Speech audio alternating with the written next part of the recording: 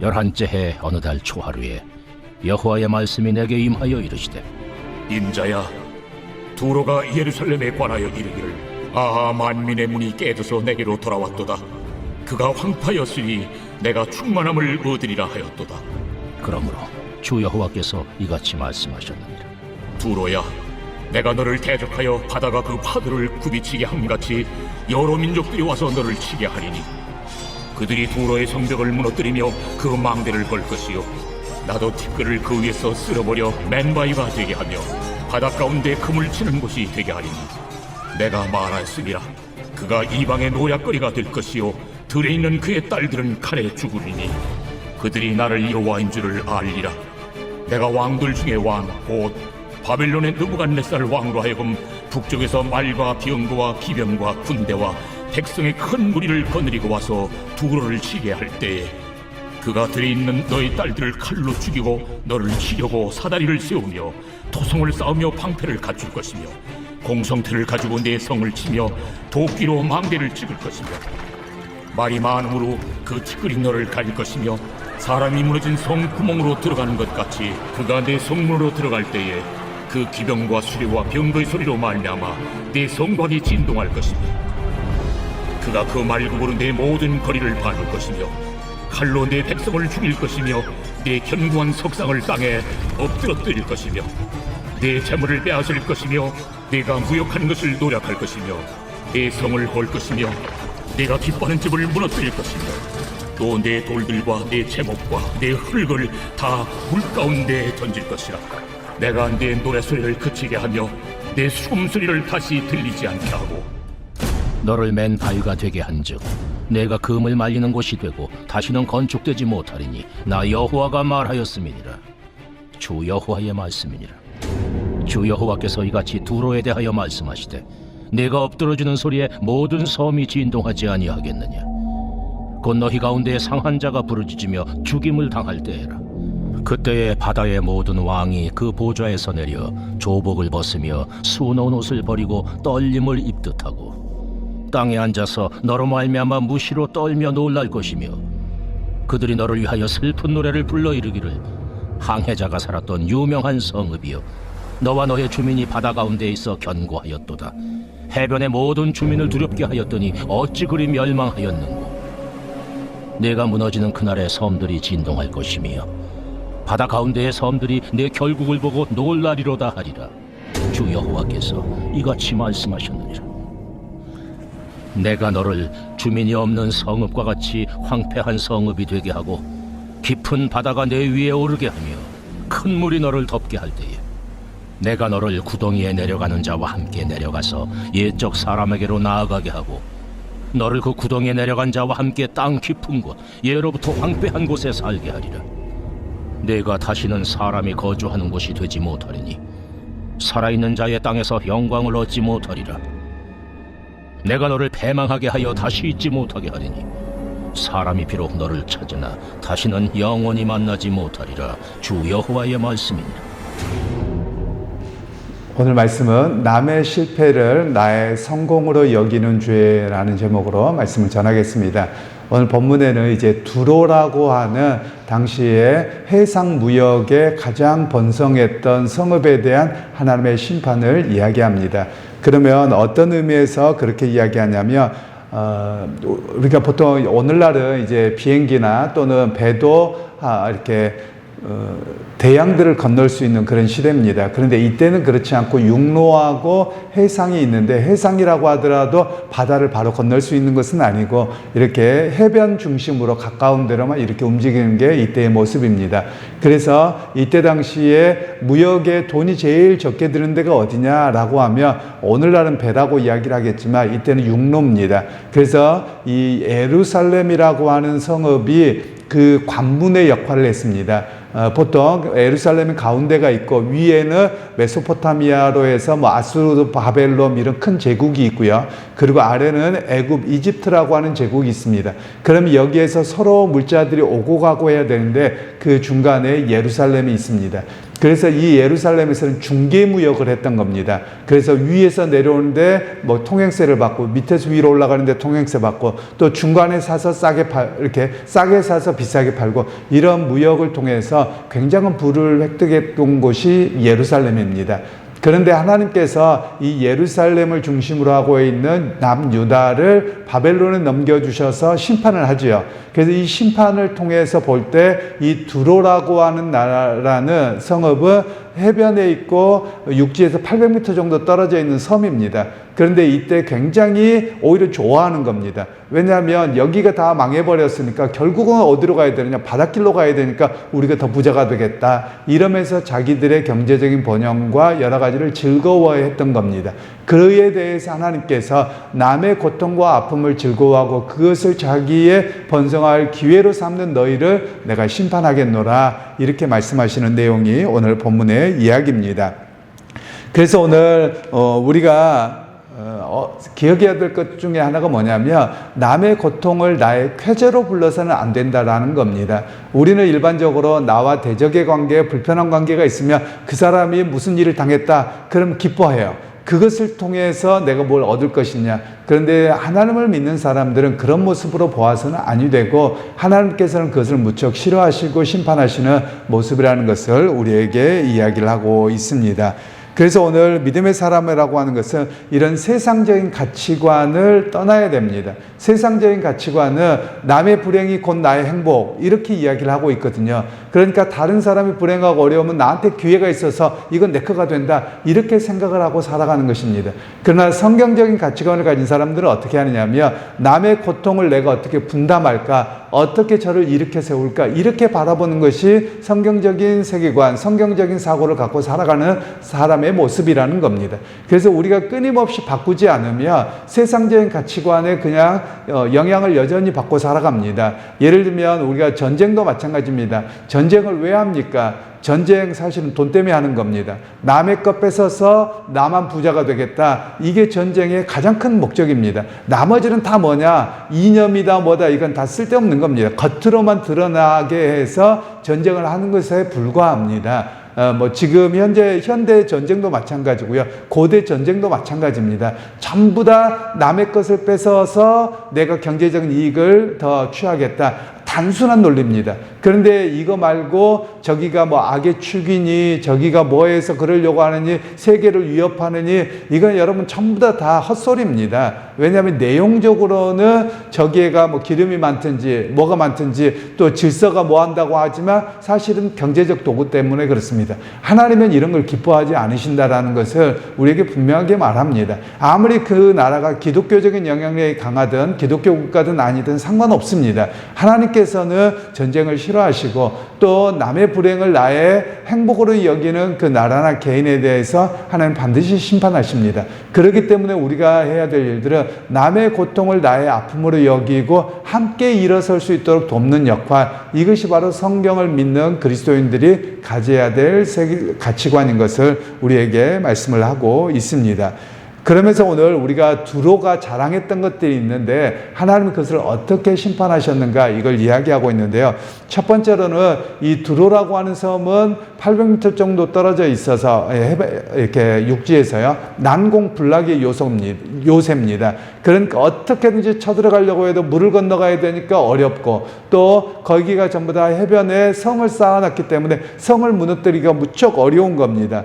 그런데 오히려 하나님은 뭐라고 말씀하시냐, 너희가 그렇게 단단하냐? 그러면 너희가 맨 바위처럼 만들어버리겠다, 이렇게 말씀하고 계시는 거고요.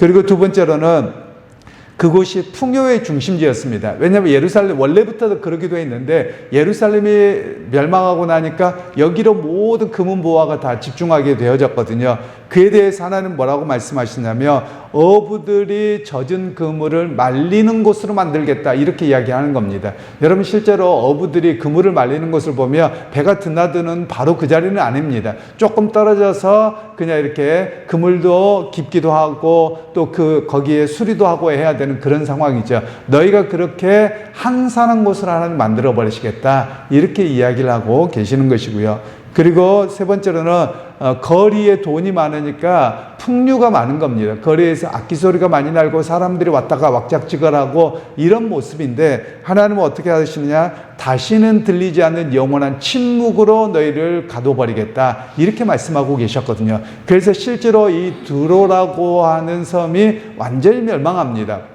그리고 나서 흔적이 물론 이제 고고학에서 발견은 되긴 합니다만 그 흔적들이 없어져 버리죠. 그 정도로 하나님이 심판을 하시겠다 이런 이야기를 하고 계시는 겁니다. 그래서 오늘 이 본문의 말씀을 통해서는 오늘 우리는 무엇을 구하고 사는가를 점검하도록 말씀하고 있는 겁니다. 결국 우리가 구하는 것은 부를 추구한다? 바른 게 아닙니다. 그리스도인들은 부를 추구하는 신앙이 아니라 하나님을 추구하고 하나님을 예배하는 것을 추구하는 겁니다. 부라고 하는 것은 있기도 하고 없기도 하고 열심히 살아가고 노력 가운데 주어지는 것입니다. 그런데 이 부를 추구하는 것이 신앙의 중심이다. 그건 가짜 신앙입니다. 여러분 분명히 그걸 기억하셔야 됩니다. 그래서 제가 종종 이야기 드렸던 것처럼 우리나라의 기복신앙이라고 하는데 기복신앙은 기독교적 신앙이 아닙니다. 모든 무당 종교, 우상 종교의 신앙입니다. 왜냐하면 모든 사람들이 신에게 잘 보여서 제사를 드려서 뭐를 해서 그 믿음을 가져서 내가 잘 되는 거거든요. 내가 하나님이거든요. 내가 신의 중심입니다. 그렇기 때문에 기복신앙은 신앙이 기독교 신앙이 아닙니다. 기독교 신앙은 하나님께서 우리를 부르시고 인도하셔서 그분이 창조주요 구속주이신 하나님을 어떻게 예배하고 찬양할 것인가, 이것이 핵심입니다. 그리고 우리로 하여금 그 믿음 안에서 말씀의 가치를 따라 어떻게 하나님께 살아드리는가, 여기에 관심이 있는 겁니다. 그런데 우리의 모습을 보면 하나님의 말씀하고는 상관이 없는 거예요. 그냥 교회당에 나와서 열심히 비나이다 하고 삶은 여전히 성경적이지 않는 삶이다. 바른 믿음이 아닙니다. 물론 어떤 사람은 이렇게 말할 수 있을 거예요. 목사님 그래도 구원은 받잖아요. 몰라요. 저도 모릅니다. 왜냐하면 주님만 아시지 제가 어떻게 알겠습니까? 구원받고 안 받고는 주님이 아시는 거죠.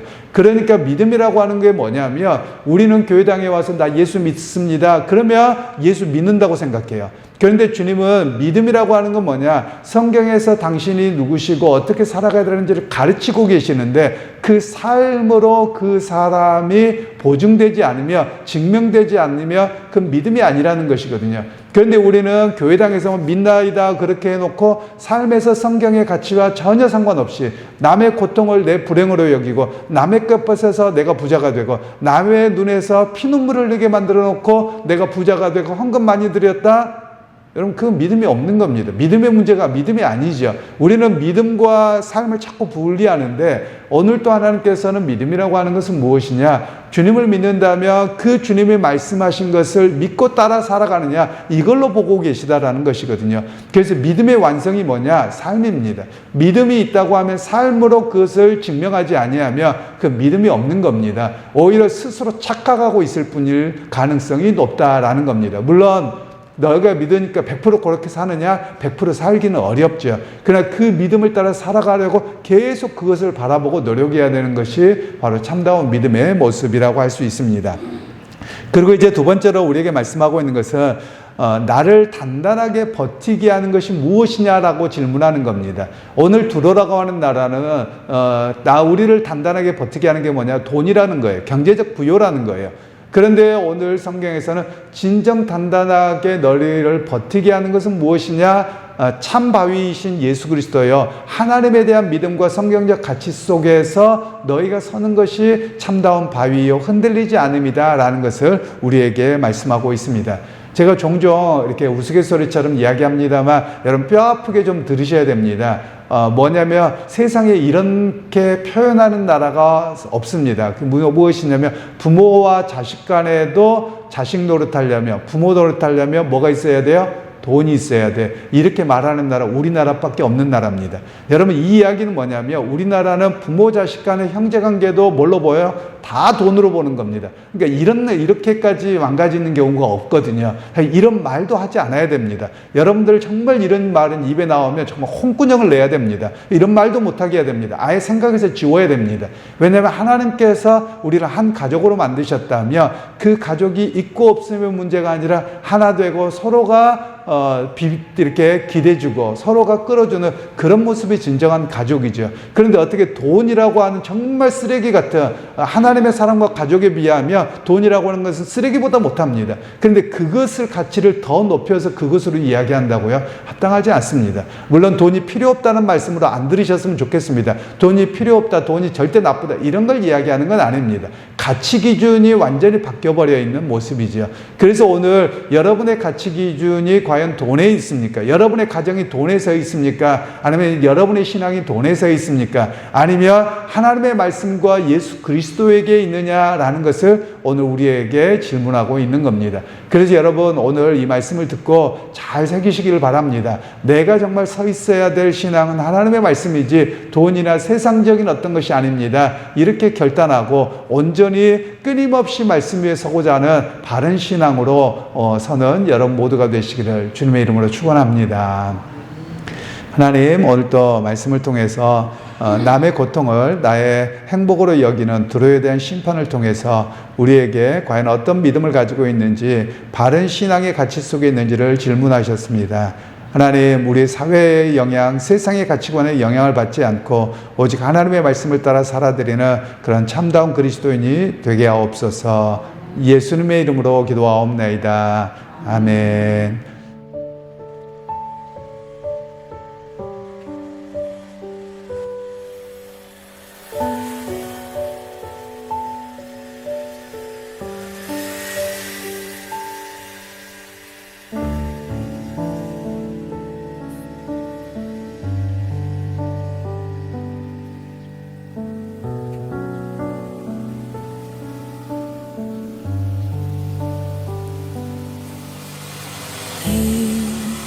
이곳에 생명샘 솟아나 눈물 골짝 지나갈 때에 모자나 열매 맺히고 웃음소리 넘쳐나리라.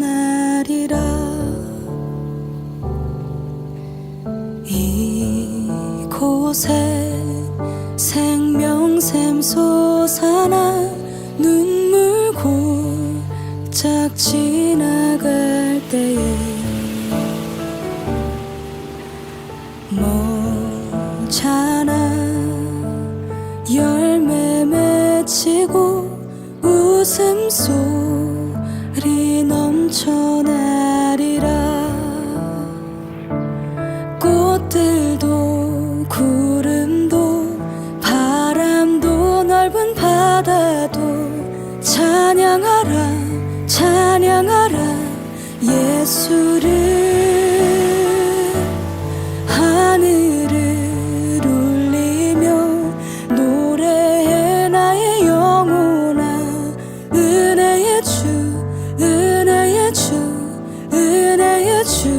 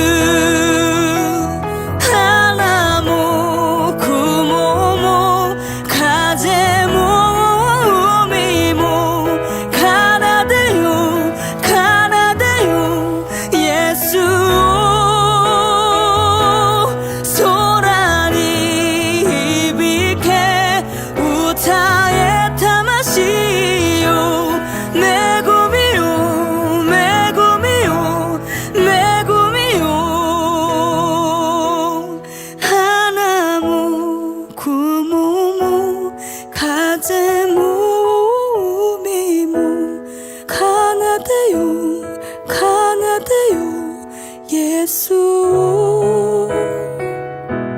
소란이 이비게 우타에 타마시요 메구미요 메구미요 메구미요 메구미요 메구미요 메구미요 메구미요 메구미요 예수